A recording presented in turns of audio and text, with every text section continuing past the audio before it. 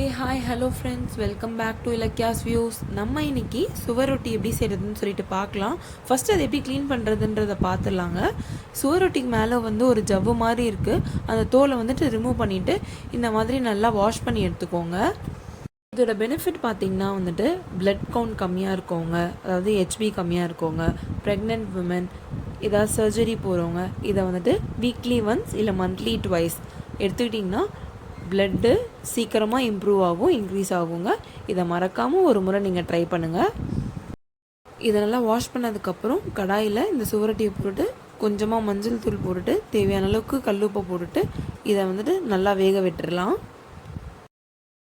இது ஒரு 15லேருந்து 20 நிமிஷம் நல்லா வேக விட்டு எடுத்துக்கோங்க. உள்ளே இருக்க அந்த ரத்தம்லாம் வெளியில் வராமல் நல்லா உள்ளேயே இருந்துச்சுன்னா ரொம்ப நல்லாயிருக்கும். நம்ம இன்னும் கூட கொஞ்சம் நல்லா வேக விட்டுருந்துருக்கலாம். பார்த்தீங்களா, நான் சொன்னேன் பார்த்தீங்களா, நல்லா வேகலை அப்படின்னா இந்த மாதிரி அதில் இருக்க ரத்தம்லாம் வெளியில் இந்த மாதிரி வரும். பட் எனிவே நம்ம இப்போ கட் பண்ணிவிட்டு இது எப்படி செய்கிறதுன்னு சொல்லிட்டு பார்க்கலாம். நமக்கு தேவையான அளவுக்கு குட்டி குட்டி பீசஸாக கட் பண்ணி வச்சுக்கோங்க.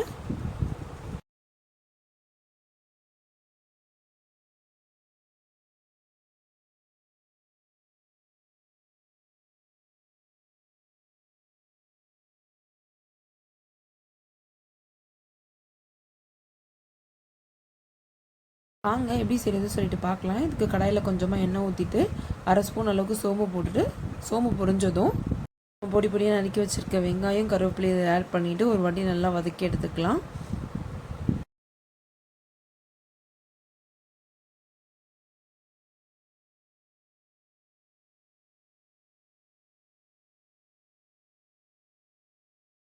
வெங்காயம் வதங்குறப்பவே கொஞ்சம் தேவையான அளவுக்கு உப்பு ஆட் பண்ணிவிட்டு கலர் சேஞ்ச் ஆனதுக்கப்புறம் நம்ம இஞ்சி பூண்டு விழுது ஒரு 1/2 ஸ்பூன் ஆட் பண்ணிக்கிறோங்க.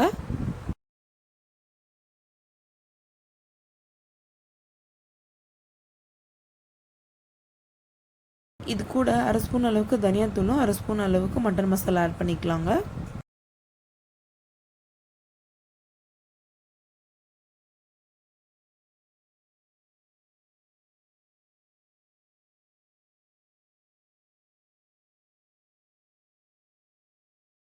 மசாலா ஆட் பண்ணதுக்கப்புறம் ஒரு வாட்டி நல்லா கலந்து விட்டுக்கோங்க. இப்போ இது கூடவே 1/4 ஸ்பூன் அளவுக்கு மஞ்சள் தூள், 1 ஸ்பூன் அளவுக்கு வெறும் மிளகாத்தூள் ஆட் பண்ணிக்கிறோங்க. காரம் இன்னும் கூட கொஞ்சம் தேவைன்னு நினச்சிங்கன்னா நம்ம வீட்டில் யூஸ் பண்ணுற வெறும் மிளகாத்தூள் கூட ஒரு 1/2 ஸ்பூன் அளவுக்கு ஆட் பண்ணிக்கலாம். மசாலா எல்லாத்தையும் ஆட் பண்ணதுக்கப்புறம் ஒரு வாட்டி நல்லா வதக்கி எடுத்துக்கோங்க. இப்போ நம்ம கட் பண்ணி வச்சுருந்த சுவரொட்டி இதில் ஆட் பண்ணிவிட்டு ஒரு வாட்டி நல்லா வதக்கி எடுத்துக்கலாம். இது வேகிற அளவுக்கு தேவையான அளவுக்கு தண்ணி ஊற்றிட்டு கொஞ்சம் நல்லா கொதிக்க விடலாம். இது செய்கிறப்போ சாப்பிட்றவங்க யாரையும் பக்கத்தில் வச்சுக்காதீங்க. இதை பார்த்தா யாருக்கும் சாப்பிடவே தோணாது. செய்கிறவங்க மட்டும் இருந்தால் போதும். மெயினாக சின்ன பசங்க யாரையும் பக்கத்தில் வச்சுக்காதீங்க. இதை பார்த்தா அவங்க சாப்பிடவே மாட்டாங்க. இப்போ பார்த்தீங்கன்னா நம்ம சுவரொட்டி நல்லாவே கொதித்து வந்துட்டு இருக்குது. இந்த பதம் வந்ததுக்கப்புறம் ஒரு நம்ம சின்ன உரலில் மிளகை நுணுக்கிட்டு அந்த மிளகு தூளை இதில் தூவ போகிறோம்.